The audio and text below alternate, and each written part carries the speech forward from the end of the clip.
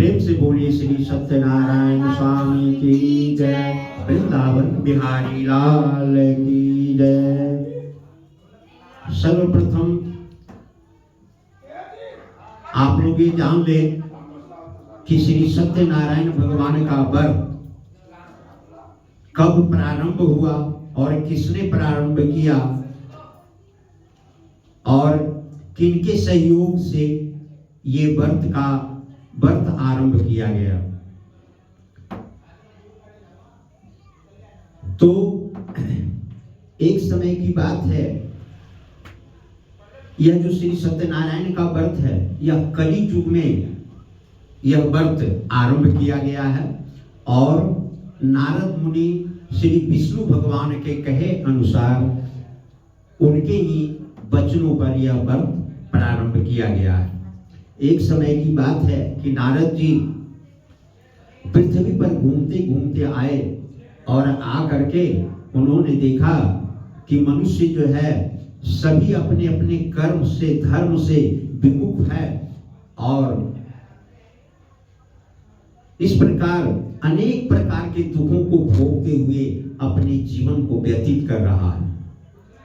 नारद जी को दया आई, विष्णु लोग गए और जाकर के विष्णु भगवान से उन्होंने प्रार्थना किया कि हे भगवान, इस कली युग में मानव जो है धर्म करना छोड़ दिया है और धर्म नहीं करने से नाना प्रकार के क्लेश दुख को भोगते हुए अपने जीवन को व्यतीत कर रहे हैं। आप कोई ऐसा मानव कल्याण हेतु कोई ऐसा उपाय हो तो अति शीघ्र आप बताएं। मेरा फोन हटा उसमें से, वीडियो में आ रहा, नीचे रख दे।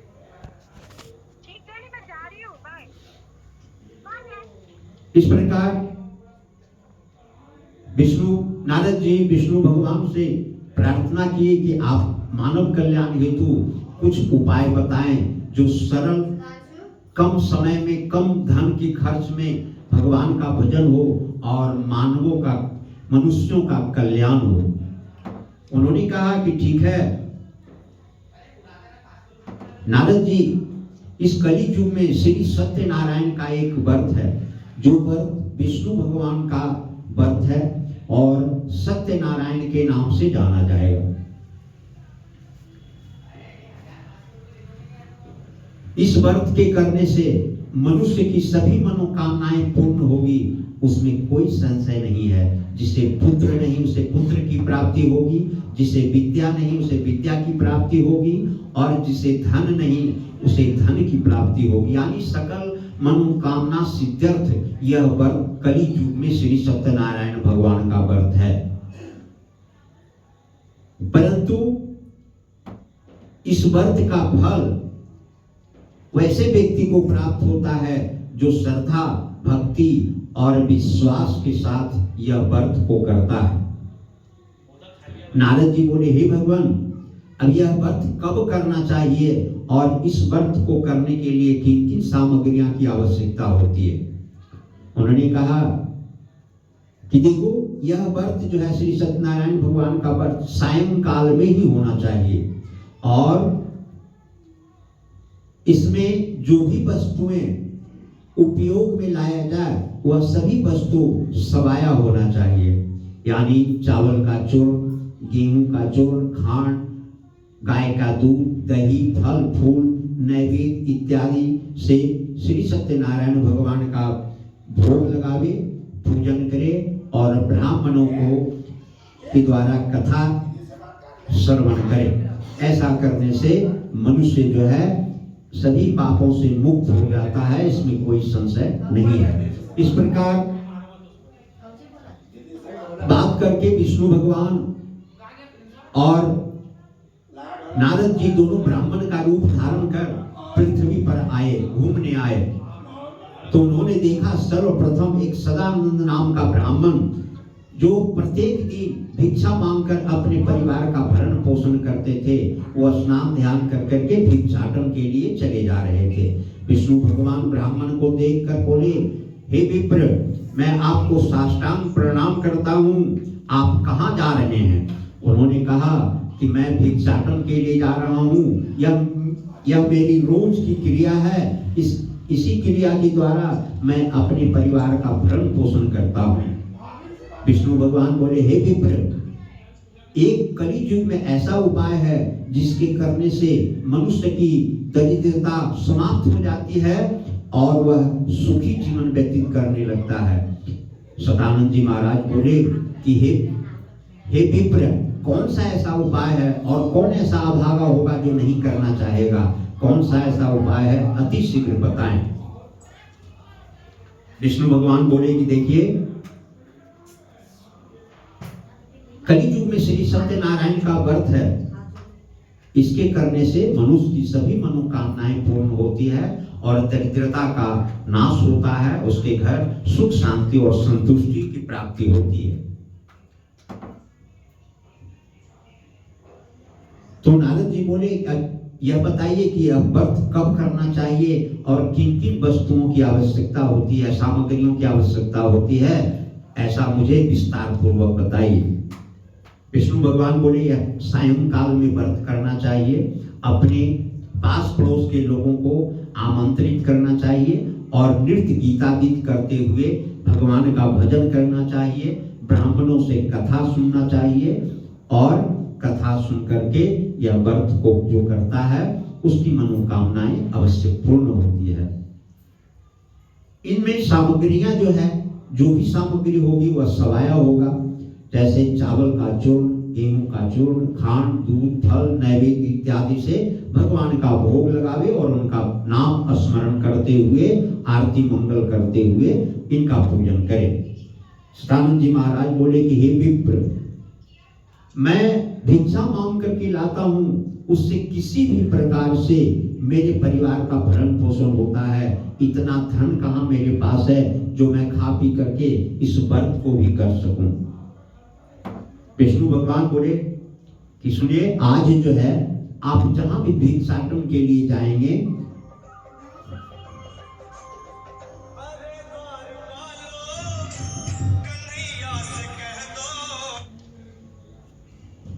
हाँ नहीं अभी नहीं बोले, अभी करी, अभी कथा कर रही है। हाँ अभी लगता है ये लोग बोले हैं पहुंचा देंगे।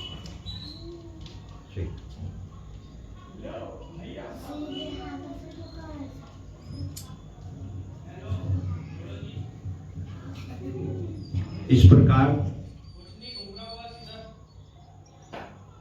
विष्णु भगवान बोले, हे विप्र, आज आप जहां भी भिक्षा मांगने जाएं वहां भी मुझे भिक्षा दो, ऐसा कह करके कहीं भी भिक्षा आप नहीं मांगिएगा। जहां भी जाइए श्री सत्यनारायण भगवान की जय, श्री सत्यनारायण भगवान की जय, ऐसा स्मरण करते हुए आप चले जाएं। जो दिया दिया, नहीं दिया कोई बात नहीं, ऐसा कह करके पंडित जी बोले ठीक है। तो भगवान का नाम स्मरण करते हुए वो भिक्षा के लिए चल पड़े। तो एक कहावत है, जापर कृपा राम की होई, तापर कृपा करें सब कोई। आज तो श्री सदानंद जी महाराज के ऊपर साक्षात विष्णु भगवान का कृपा था, इसलिए किसी भी प्रकार की उसमें कमी होने की तो सवाल ही नहीं है। उन्होंने जाकर के दरवाजे पर खड़ा होकर के श्री सत्यनारायण भगवान की जय, श्री सत्यनारायण भगवान की जय, ऐसा आवाज लगाए। तो ईश्वर की कृपा से और दिनों की अपेक्षा उनको जो है और अधिक अन्न लोग दे करके विदा किए। इस प्रकार कुछ जितना वह एक महीने में कुछ धन जमा कर पाते थे, उतना एक दिन में ही उन्हें प्राप्त हुआ। सदानंद जी महाराज अति प्रसन्न हुए और उनको विश्वास हुआ कि भगवत भजन करने से दुख और दारिद्र्य अवश्य नष्ट होता है, इसमें कोई संशय नहीं। अति प्रसन्न होकर करके घर आए और अपनी पत्नी से बोले कि देखो, कल श्री सत्यनारायण भगवान का व्रत करना है।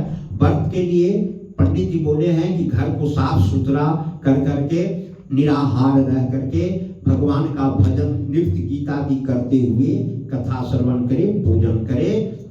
ऐसा कल हम करवाएंगे। प्रेम से बोलिए श्री सत्यनारायण स्वामी की जय, वृंदावन बिहारी लाल की जय। संपूर्ण बजाओ मेरा नहीं बजे वाला नहीं है। बजे वाला नहीं। हाँ नहीं ये पूजा वाला है। आपके पास है? हम लेके तो आए हैं। इसको छीटू अभी। हाँ वहाँ देखो चौकी जरा सा जल गिरा दो। क्या ला रहा मम्मी?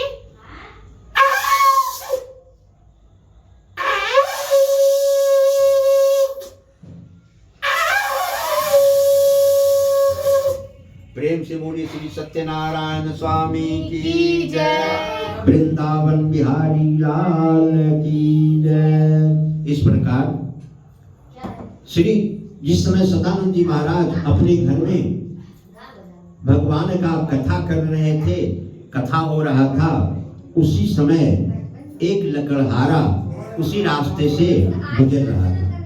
लकड़हारा थका मांदा था।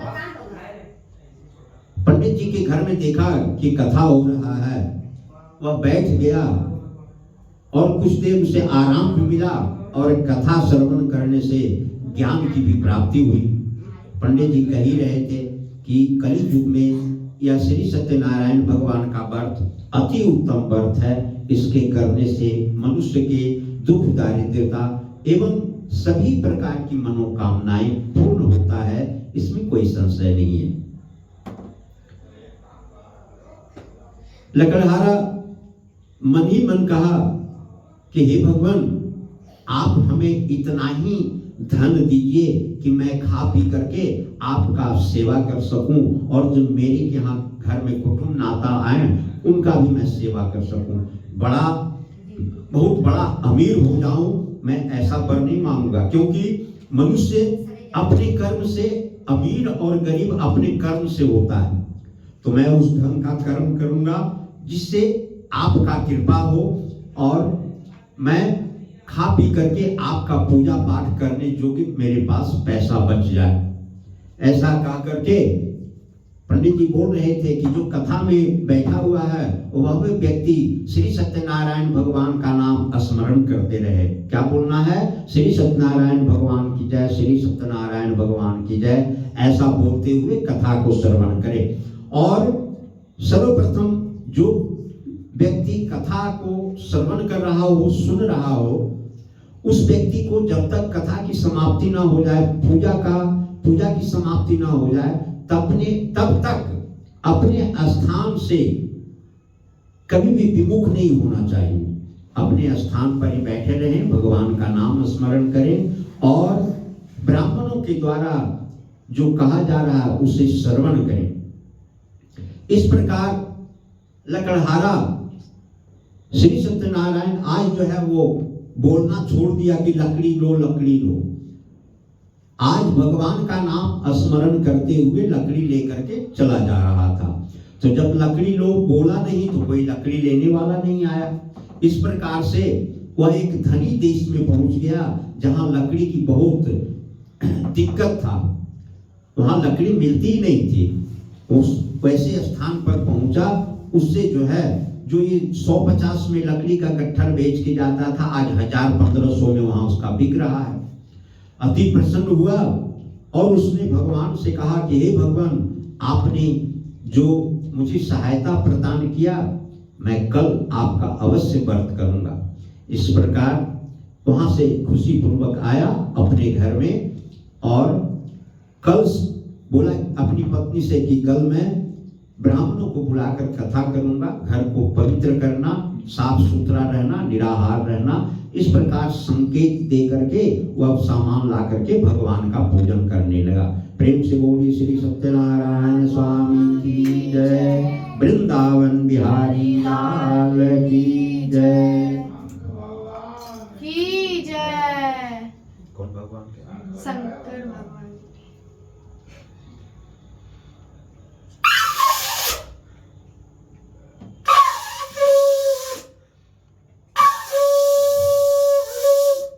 वृंदावन बिहारी लाल की जय। इस प्रकार लकड़हारे के घर में भगवान का कथा हो रहा था, लोग नृत्य गीत आदि कर रहे थे, बड़ा आनंदमय वहां वातावरण था।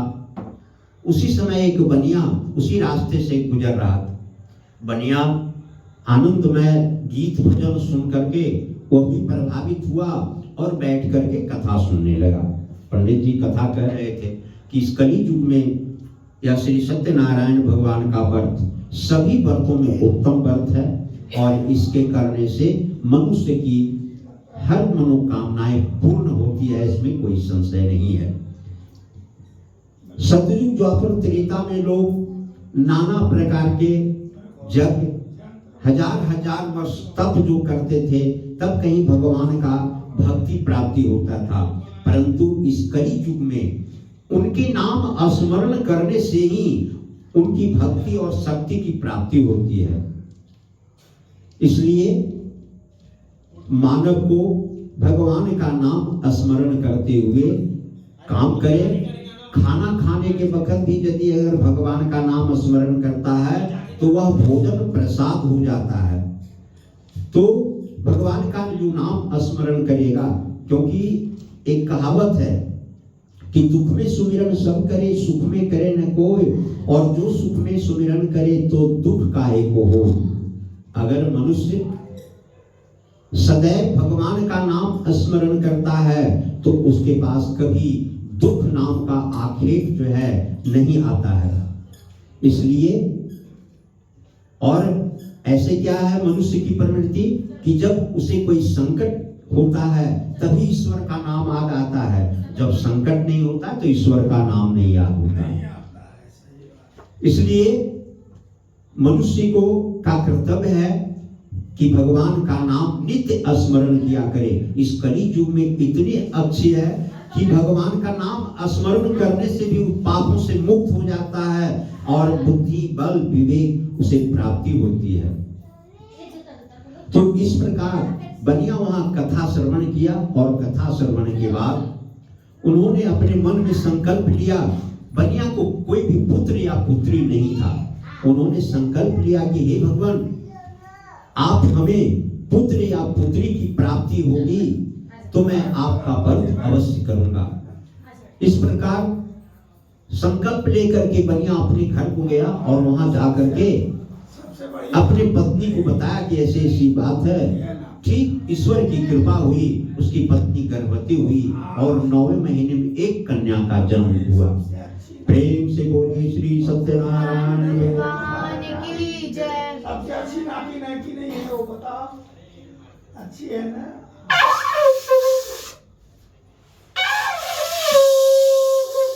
वृंदावन बिहारी लाल की जय। इस प्रकार लाने ढोलक लाने रे।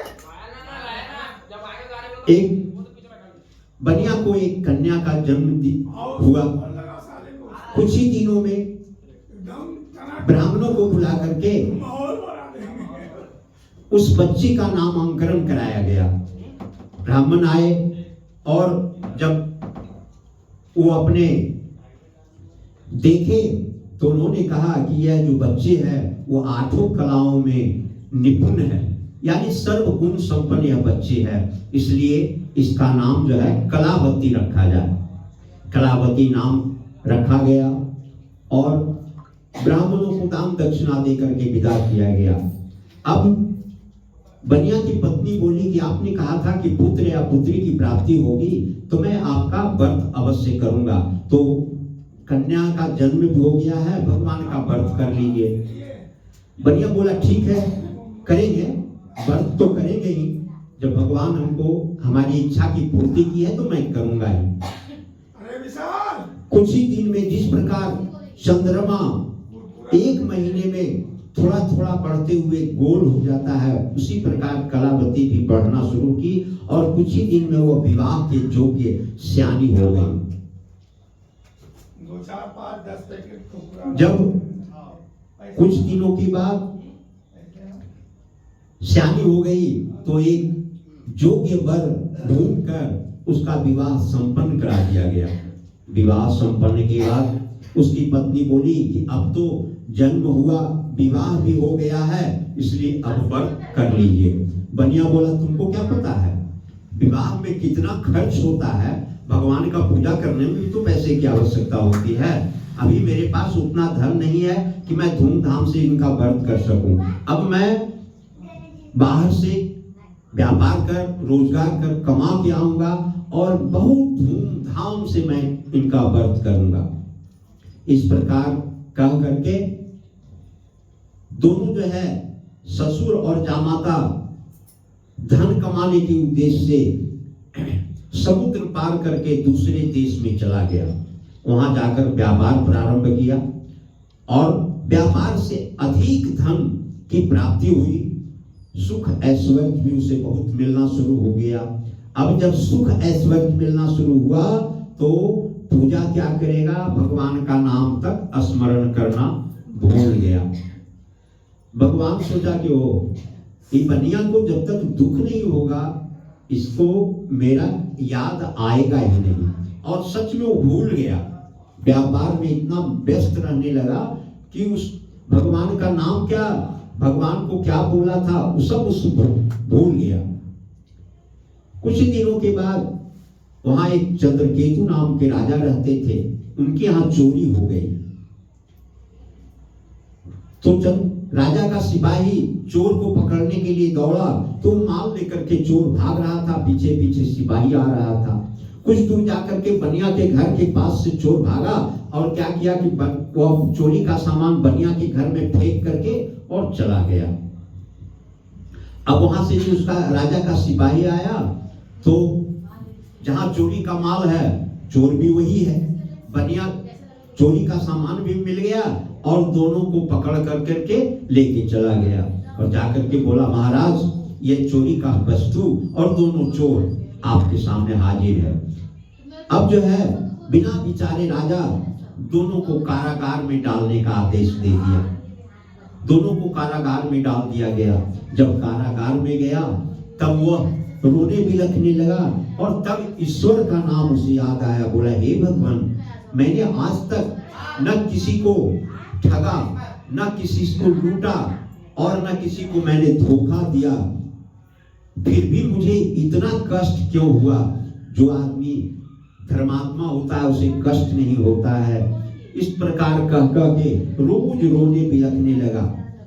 कुछ दिनों के बाद भगवान को दया आ गई और उन्होंने बनिया को स्वप्न में किया कि देखो तुमने कहा था ना कि पुत्र या पुत्री का जन्म होगा तो मैं आपका व्रत करूंगा, नहीं किया। विवाह उपरांत करूंगा, नहीं किया।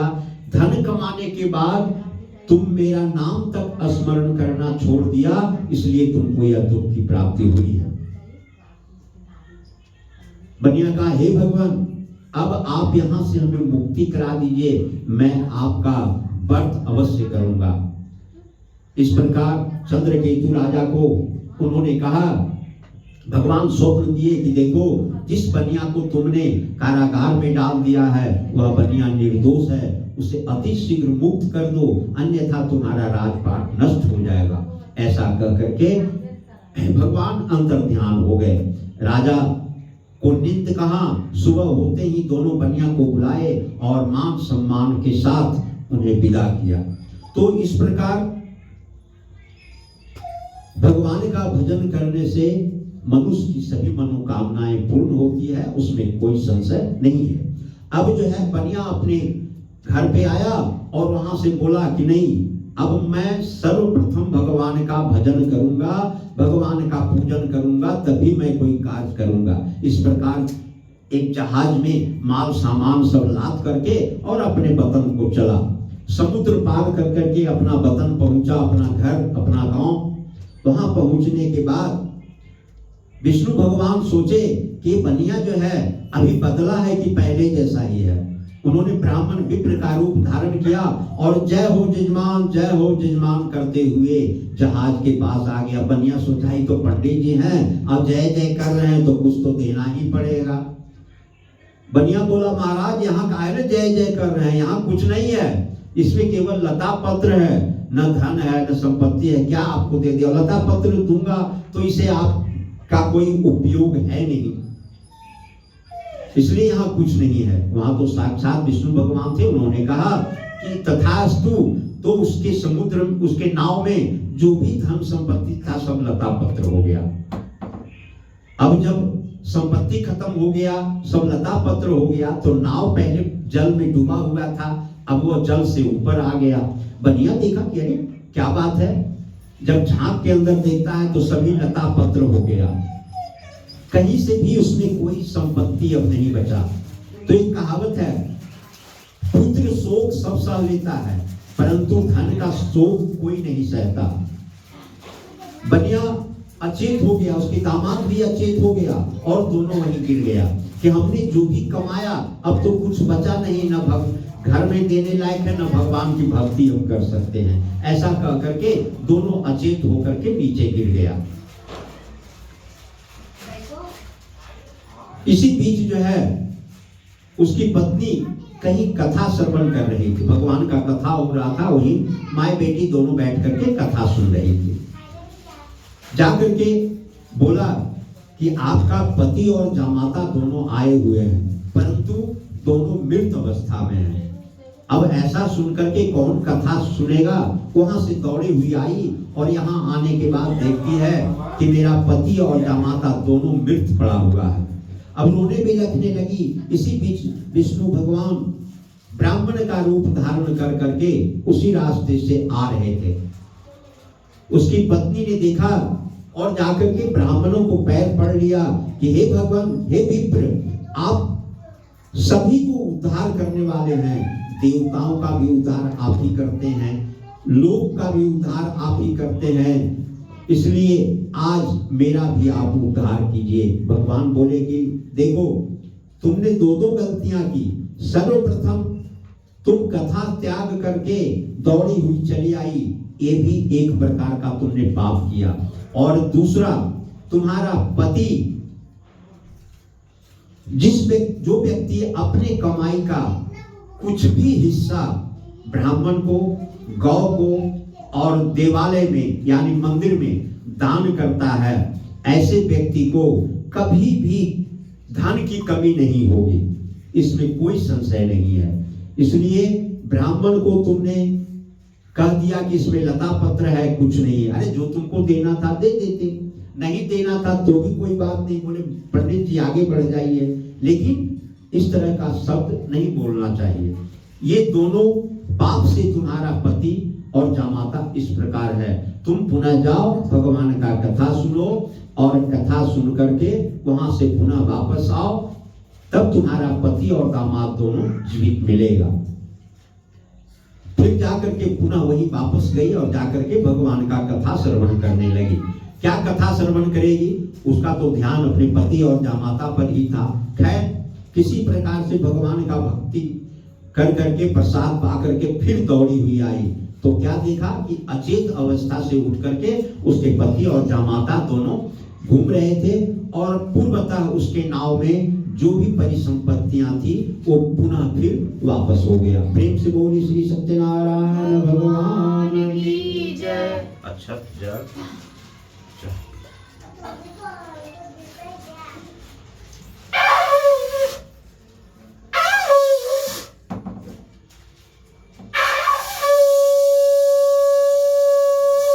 प्रेम से बोली वृंदावन बिहारी लाल की जय, श्री सत्यनारायण स्वामी की जय।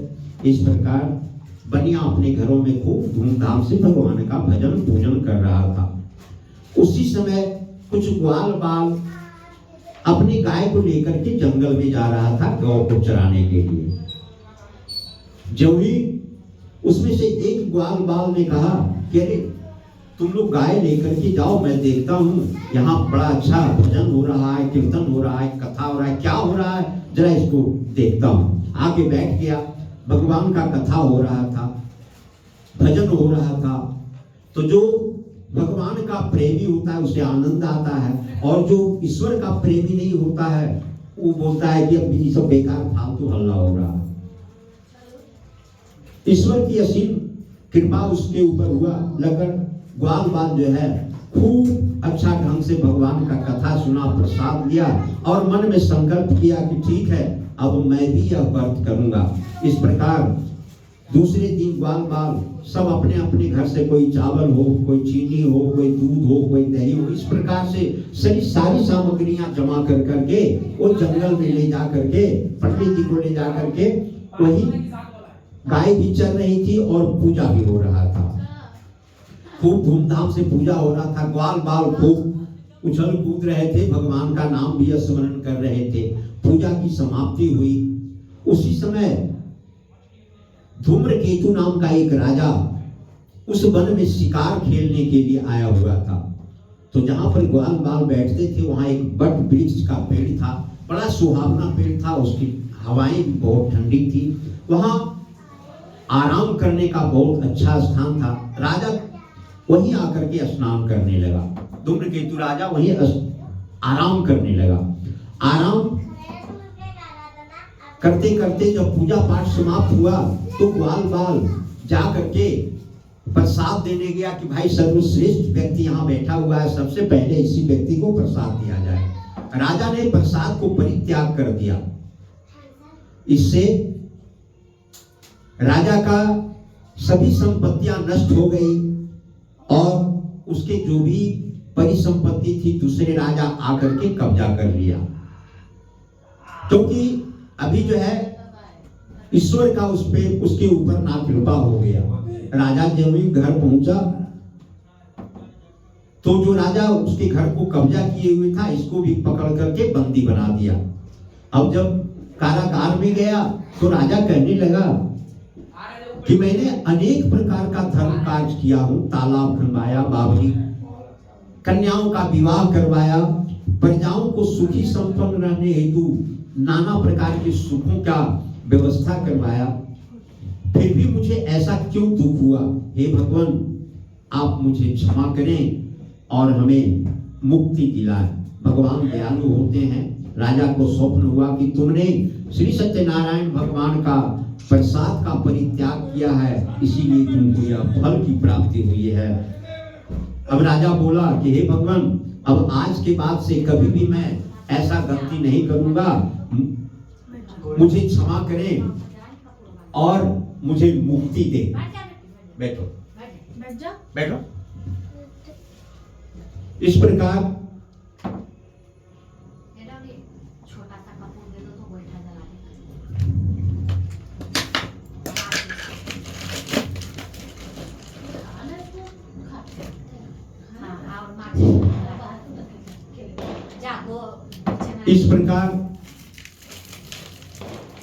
राजा के परिजनों को भगवान स्वप्न दिया कि देखो वो तुम्हारे परिजन का राजपाट सब ले लिया है और दूसरा राजा कब्जा कर लिया है, उसे जाकर के मदद करो और उसको मुक्त कराओ। ईश्वर की कृपा हुई, सभी लोग आए और जो राजा उसके घर मकान को कब्जा किया था उसको मार के भगा करके पुनः उसकी परिसंपत्ति फिर वापस कर दिया। तो जो श्री सत्यनारायण भगवान का व्रत श्री करता है, सुनता है, वैसे व्यक्ति को सभी पापों से मुक्त होता है, उसमें कोई संशय नहीं है। इस कली युग में भगवान का केवल नाम स्मरण करने से भी पाप से मुक्त हो जाता है। ईश्वर सत्य है, ईश्वर सत्य है और ईश्वर आज भी है, आज भी दर्शन देते हैं। लेकिन किसको? जिसको श्रद्धा, भक्ति और विश्वास है, वैसे व्यक्ति को। इस पर एक कथा है।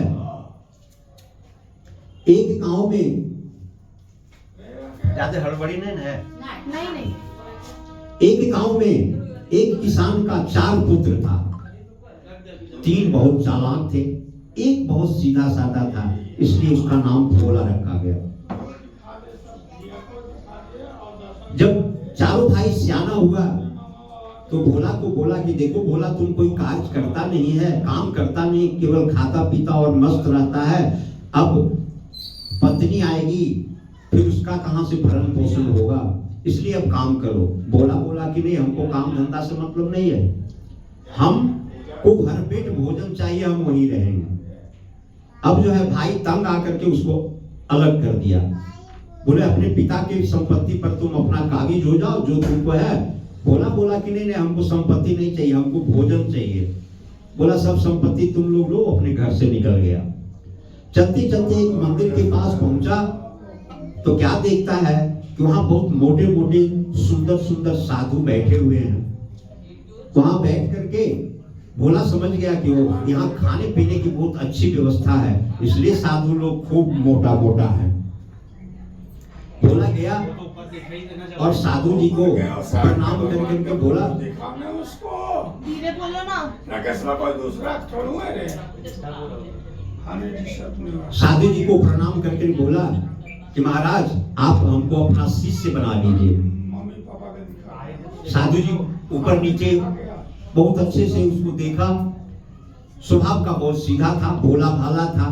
साधु जी सोचे कि कोई बुरा लड़का नहीं है। उन्होंने कहा कि ठीक है मैं तुम्हें अपना चेला बना लेता हूँ, नाम क्या है? उसने बोला भोला। बोला सुनो आज से तुम्हारा नाम भोला नहीं रामदास रहेगा। भोला बोला देखिए रामदास नाम रखिए, श्यामदास रखिए, कामदास रखिए, हमको उससे कोई मतलब नहीं है। हमको क्या मतलब है, दोनों टाइम भर पेट भोजन होना चाहिए। साधु महाराज बोले अरे मूर्ख, यहाँ तो सैकड़ों आदमी का रोज खाना बनता है, एक आदमी तुम एडजस्ट हुआ है, जितना बाहर फेंका जाता है उतना तो तुम खा नहीं सकते हो। बोले उससे कोई मतलब नहीं, हमको भोजन चाहिए। बोले खूब भोजन मिलेगा, चलो। अब साधु जी का सेवा करने लगा भोला और रहने लगा। नाम उसका रामदास हो गया। कुछ ही दिनों के बाद एकादशी आया। भोला जाकर के झांक के देखा कि आज चूल्हा चौका नहीं चल रहा है। उसने कहा गुरुजी आज तो चूल्हा नहीं चल रहा है। कैसे आज एकादशी है? बोला इसलिए हम लोग उपवास करते हैं, तुम्हें भी उपवास करना होगा। बोला नहीं उपवास हम नहीं जानते हैं, हमको भरपेट भोजन चाहिए, उसका व्यवस्था है आप कीजिए, आप चेला बनाए। बोले ठीक है। गुरु जी का आदेश हुआ कि इसको एक आदमी का भोजन जो मांगे इसको जो चाहिए दे दो। भोला लिया और जाने लगा। गुरु जी बोले देखो जब भोजन तैयार हो जाए तो भगवान को स्मरण कर लेना और भगवान को भोग लगा करके ही खाना। बोला ठीक गुरु जी, ये बता दिए अच्छा की, क्योंकि हम तो भूल गए थे।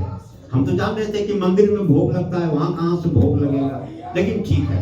भोला गया बड़ा पवित्र से खाना वाना नदी से किनारे बैठ करके वृक्ष से लकड़ी तोड़ करके खाना बनाया और रख दिया। अब भगवान को स्मरण करने लगा कि हे भगवान अति शीघ्र आइए, आप तो जानते हैं कि भोला को भूख बर्दाश्त नहीं होता है, इसलिए आप जल्दी आइए। भगवान आ ही नहीं रहे थे। भोला बहुत गर्म हो गया। कैसे मंदिर में कैसे आप आते हैं? जौड़ी वहां थाली रखाया, पर्दा लगाया और घंटी बजा कि दन तक वहां पहुंच के भोजन करके चले जाते हैं। 5 मिनट भी नहीं लगता है, पंडित जी फिर भोजन निकाल देते हैं। और यहाँ आपको 1 घंटा से बुला रहे हैं तो आइए नहीं रहे हैं, न यहाँ घंटी है न पर्दा है, तो हम कहाँ से ला रहे हैं? आप आइए। अब नहीं आइएगा तो आज यह प्रतिज्ञा हम कर लेते हैं कि जब तक आप नहीं आएंगे, नहीं खाएंगे, तब तक आज हम भी भोजन नहीं करेंगे। अब जो है मां सीता भगवान को समझाने लगी कि आपका एक भक्त है जो आज निराहार रहेगा खाना बना करके भी, इसलिए चलिए भोजन कर लीजिए। अब वहां से राम और सीता दोनों आए। भोला अति प्रसन्न हुआ, लेकिन थोड़ा वो गुस्सा भी उसे आ गया। बोले मंदिर में जब बहुत ज्यादा खाना बनता है तो एक अकेले आते हैं, और यहाँ देखे कि भोला भरी खाना बना तो 2 गो आ गए। यही तो आपका खराबी है। मंदिर में कहाँ नहीं आते हैं दोनों, यहाँ आप 2 को पहुंचे, थोड़ा सा खाना बना इसलिए। भगवान बोले भोला घबराओ नहीं, 3 आदमी को भोजन हो जाएगा। पर देखते हैं, हम तो पहले अपना लगा लेंगे भाई, क्योंकि हमको भूख बर्दाश्त नहीं होता है। 3 पत्थर लगा, तीनों खूब छक के खाना खाए, बहुत खुश हुए। दूसरी एकादशी आया। बोले गुरुजी आदेश कर दीजिए सामान मिल जाए, आज हमको 3 आदमी का भोजन चाहिए। गुरुजी बोले अरे कितना बड़ा तुम्हारा पेट है, एक आदमी का भोजन में तुम्हारा पेट नहीं भरता है। बोले गुरुजी वहां 2 आदमी आते हैं, एक हम हो जाते हैं 3 गो। गुरु जी सोचे कि हम पूरा जिंदगी उम्र बिता दिया, आज तक भगवान नहीं आए, इसको भगवान आ रहे हैं, पेट नहीं भरता इसलिए 3 आदमी का मांग रहा, दे दो इसको 3 आदमी 4 आदमी दे दो खाना। मिल गया, भोला बनाया खूब प्रेम से, जा करके वहां खाना बनाया और जा करके भगवान का नाम स्मरण करने लगा कि हे भगवान अति शीघ्र आइए। आज जो है राम लक्ष्मण और सीता तीनों आ गए। आए तो भोला फिर गर्म हो गया, भोला आज फिर गुस्सा हो गया कि आप तो बहुत गलत बात है, 2 आदमी बढ़े और 1 आदमी 3 आदमी, हम 3 आदमी का भोजन बनाए, आज फिर 1 आदमी आप बढ़ा दिया। मंदिर में आप अकेले आते हैं, यहाँ रोज रोज काहे ले कि सब खा जाए, भोला भूखले रह जाए, ऐसा थोड़ी होगा। पहले हम अपने खा लेंगे तब आपको खिलावेंगे, ऐसा नहीं होगा। आप आदमी क्यों बढ़ रहे हैं? कहीं भोला घबराओ नहीं, 4 आदमी का भोजन उसी में होगा। ठीक है, 4 आदमी भोजन किया, भगवान चले गए। तीसरी एकादशी जब आई तो बोला कि गुरु जी आज 5 आदमी का खाना दीजिए। बोले गुरु जी अरे कितना बड़ा तुम्हारा पेट हो गया, 1 से 2, 2 से 3, 3 से 4 आदमी का भोजन हुआ, आज 5 आदमी का भोजन, तब तुम्हारा पेट भरेगा। कहीं गुरु जी क्या कहें, राम आते हैं, लक्ष्मण आते हैं, सीता होते हैं और हम होते हैं, और एक आगो कोई आइए जाता है, इसलिए आज 5 आदमी का भोजन दीजिए। गुरु जी सोचे कि देखते नहीं झूठ बोलता है कि सच बोलता है। 5 आदमी का भोजन मिला, भोला आया, भोजन बना करके 5 जगह भोजन लगा, 4 जगह भोजन लगा दिया और लगा करके बैठ गया, भगवान का नाम स्मरण करने लगा। भगवान वहां से चले, राम लक्ष्मण सीता और हनुमान जी। अब तो हनुमान जी को देखते ही भोला को इतना क्रोध आया कि वो भगवान को भी नहीं बख्शा, कुछ न कुछ खरी खोटी सुना दिया कि आपका तो बहुत आदत खराब है। ये 3 बुलाते थे तो ठीक था, बाप रे बाप इतना बड़ा विशाल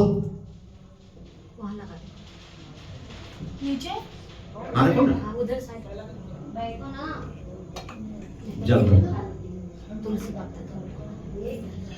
बोले आप आज इतना बड़ा विशाल बंदर लेकर के आए हैं, ये तो 5 आदमी का खाना यही खा जाएगा। अच्छा ठीक है, आप भगवान है, आप आए, ये बंदर को क्यों लेकर के आए? भोला तो भोला था, सीधा साधा था, उसे हनुमान जी थे या क्या थे उसे तो कोई पता नहीं था। उसने कहा कि इतना बड़ा बंदर लाने की आपको क्या आवश्यकता थी, ये तो सबका भोजन यही खा जाएगा, तो भी इसको नहीं पूरेगा। भगवान बोले देखो भोला ये बंदर नहीं है, हनुमान जी हैं। अरे बोले हनुमान जी हम नहीं जानते हैं, ये तो बंदर है, ये है बंदर को आप हनुमान जी कह दीजिए, जो कह दीजिए उसको आप कहते रहिए। खैर इस तरह से लग गया 5वां आदमी का पत्तल, भोजन बरसा रहा है, खा रहा है। गुरु जी क्या किए, एक झाड़ी में छिप कर करके और देख रहे थे कि भगवान आते हैं कि झूठ बोलता है। तो ईश्वर उसी को दिखाई देते हैं जो भगवान के ऊपर श्रद्धा भक्ति और विश्वास है, वही व्यक्ति को भगवान दर्शन देते हैं। और पूजा करने से, प्रणाम करने से भगवान की भक्ति और शक्ति की प्राप्ति नहीं कदापि नहीं हो सकता है। जिसको विश्वास है कि ईश्वर है, इस प्रकार से गुरु जी जब देखने लगे तो कहीं कोई भगवान उनको दिखा नहीं। आए कैसे है, ड्रामा तो करता है, 5 जगह पत्थर लगा दिया, बरस दिया, अब कहता है कि भगवान है, राम है, सीता है, कहाँ यहाँ तो कोई नहीं, यहाँ तो तुम हो। कैसे गुरु जी अंधा हो गए क्या? देखे तो राम है, लक्ष्मण है, सीता है, अरे देखो कितना मोटा बंदर है, देखिए ना आप। नारदो किधर है? गुरु जी को तो कुछ नहीं दिख रहा है, टोकनी में देख, गुरु जी को तो कुछ दिख ही नहीं रहा है। तो जो मनुष्य भगवान का नाम सच्चे हृदय और भक्ति से पूजन पाठ करता है, उसे ही भगवान की कृपा होती है और उसे ही भगवान दर्शन आज भी देते हैं। ईश्वर सत्य है और ईश्वर है।